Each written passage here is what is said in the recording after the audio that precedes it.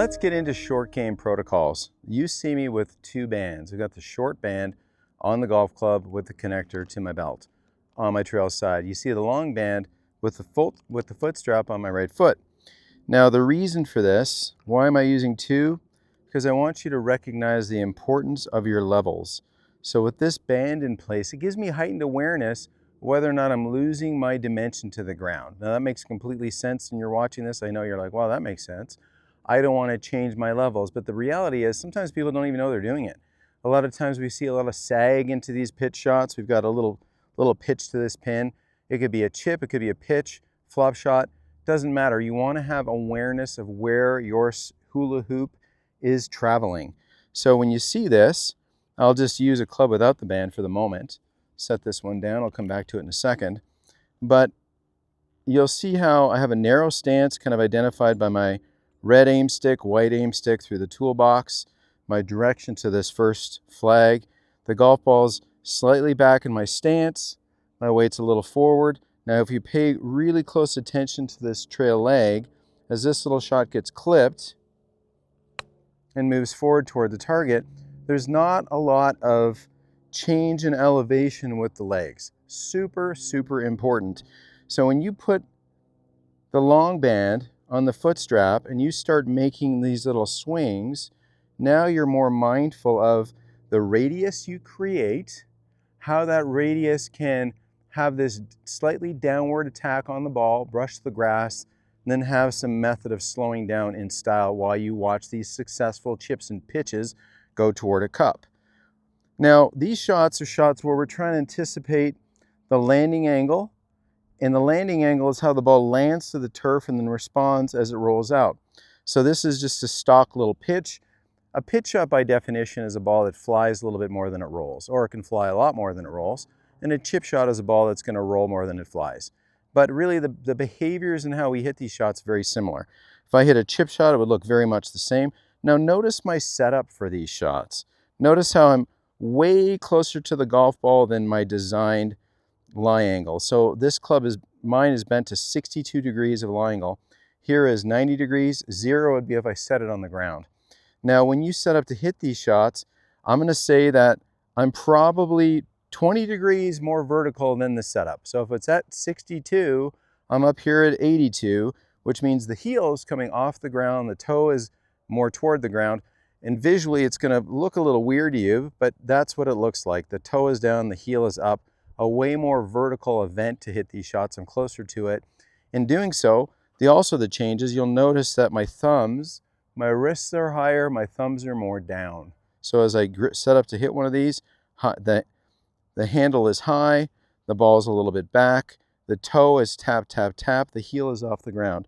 Now managing my levels, because I have this awareness, I don't want to feel my knee run into this. I want to feel like I can move this club with stability until I have some mechanisms of slowing down. My weight's biased into my left side. And when I look down at this from my visual perspective, my point of view, my handle is a little forward. So when I look down, I see the golf ball just within the white stick, my handle a little closer to the red stick, and the ball feels like it's played a little toey because the toe is what's going to brush the grass in a minute. And here's this little strike with a stable level as I move through this ball. There's a nice shot, and I want it to go in, and I pulled it a little bit, but I can make that putt. So those are the elements of feel for this, and this is going to help you with your levels, because I'll tell you what we see a lot of. We see a lot of lowering and flipping, all kinds of things. So if you can learn how to push the band long, expect and enjoy that little bit of tension as you move through these shots with rather long legs, you're going to be a way more reliable striker when you get down to the ground. So the foot strap on the trail foot, rail on the right side, and this is just enjoy this practice. Now if I change clubs, set that one down, take the short band, I've got it attached below the grip, click that. I like to click it ahead of the leg band, and same thing. Now I've just got a sense of radius. So as I set the club in, a little toe down, heel up, really close to it, ball back, and you have latitude here. You can move the ball around if you want slightly different launch conditions for different landing conditions. Play around with your ball location. You're welcome to do that. And when I say play around, that's it, be playful.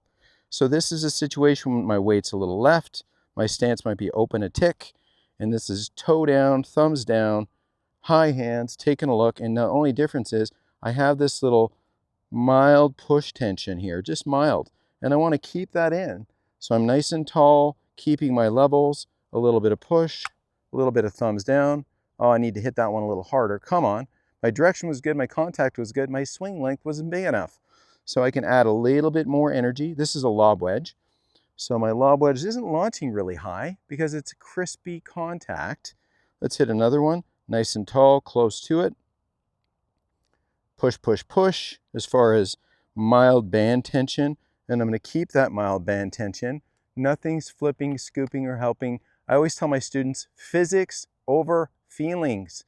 Let's move this club in this vertical circle pretty simply, a little bit back and up and a little bit up and in, but it feels pretty straight back and pretty straight through because I'm so close to it. So aim the face, tap, tap, tap. Club's really not resting on the ground. It's a measure of my radius. Weight's a little left, keeping my levels. I'll add a bit more speed to this, let the ball respond off the face. That one should be pretty good. And there's a nice little chip, pitch, whatever you want to call it. I call it a tap-in. So when you are working with your swing trainer, one of these is key for your levels. We don't want any kind of level change if we can help it. No raising and lowering the hula hoop. No, thank you. Let's establish it. Let's find our radius now with our arms, and let's learn how to move that with confidence and reliability. And I want you to have fun with this. Now, once you train with the level, go ahead and pop it, let it sit on the ground. Take one element away, but now I know it's not there, but I want to feel like it is. Feel like you've got that long trail leg that's reliable. Handle a little bit forward, weight a little bit forward, let the ball get gathered up, collected. Ball's going to respond and go. There's a nice little chip, a little tap in or chippy pitch. Now, if I was going to hit this farther, guess what I need? I just need more energy. I just need more energy. So if I was to fly it into the cup, there we go. Somebody over the hill must have done something pretty cool. Maybe you heard that in my microphone. I love hearing that in a golf course, by the way. And so this little event, say I was going to try to fly it in the cup. This is more swing length, being very conscious of my levels. The ball is inspired to go farther. It flew darn near to the cup. It would have rolled out farther. And all that was a graduated swing length that, again, physics over feelings. The club made the ball respond.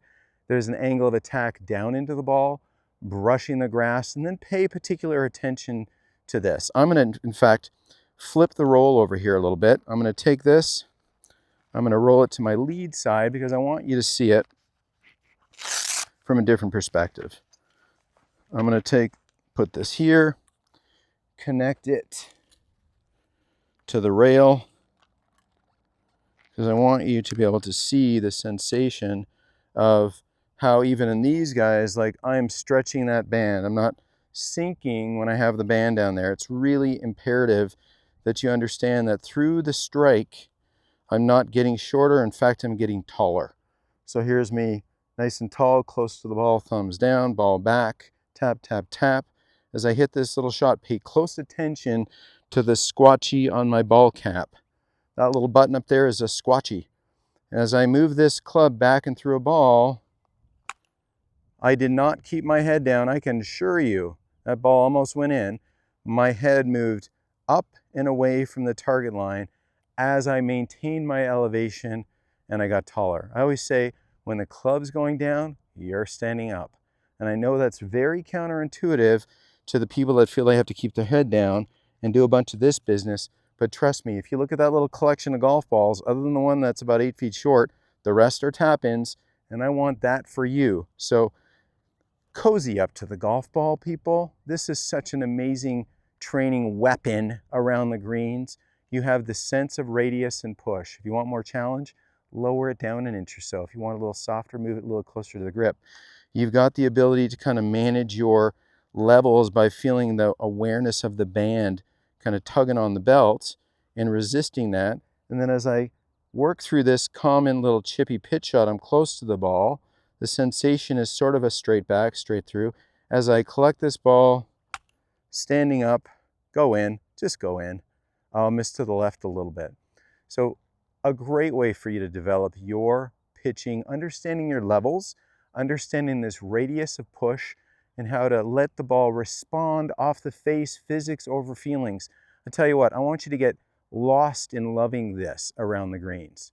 Set up an aim stick, put on your swing trainer with pride, and just be amazing at clipping these shots that people get super nervous about. And if you want it to go a little farther, fine, you can do that. Or if you want to move ball location a little more forward so that the launch angle's changed a little bit, you can do that too. Now remember, we're cozied up to it. What was at 62 or 3 is now at 80 or 82 or 3. Toe down, heel up, ball played a little bit more toward the toe. Ball's a little bit more forward. I'm keeping my levels, keeping my radius, keeping my confidence. And that ball's another tap in. So your swing trainer, this is going to change your game. Love this around the greens. I do, and I think you will too.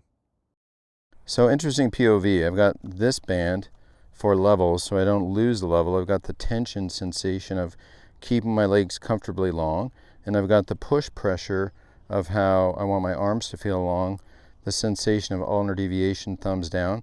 Now notice how close I am to the ball. A normal shot, I'd be back here. My club plays at about a 62-degree lie angle. That's my lob wedge. But when I stand up to it with these shots, I'm way closer to it, toe down, more in the 80s, low 80s.